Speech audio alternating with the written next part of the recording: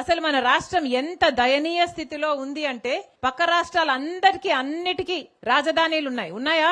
బెంగళూరు, చెన్నై, ముంబై అన్నిటికీ అన్నీ ఉన్నాయి. కానీ మనకేముంది? చేతిలో చిప్ ఉంది. కనీసం ఒక రాజధాని కూడా లేదు. మన బిడ్డలు ఎక్కడికి వెళ్ళాలి ఉద్యోగాల కోసం? వాళ్ళ భవిష్యత్తు ఏం కావాలి? డిగ్రీలు, పీజీలు చదివిన బిడ్డలంతా రోడ్ల మీద తిరుగుతున్నారు, లేకపోతే ఆటో డ్రైవర్లు గానో గిగ్ వర్కర్లు గానో పనిచేస్తున్నారు. ఎవరు పట్టించుకుంటున్నారు? బిడ్డలకు భరోసా లేదు. పైగా చంద్రబాబు గారు అంటారు ఇప్పుడు 2 బిడ్డలు సరిపోరట, 3, 4, 5 కనాలట. ఉన్న బిడ్డలకే దిక్కులేదు, 2, 3, 4 కడాలట. అట్లా కన్న వాళ్ళకి ఈయన 25,000 రూపాయలు ఇస్తాడట. ఈయన ఇచ్చే బోర్డు 25,000 రూపాయల కోసం మీరు బిడ్డల్ని కనాలట.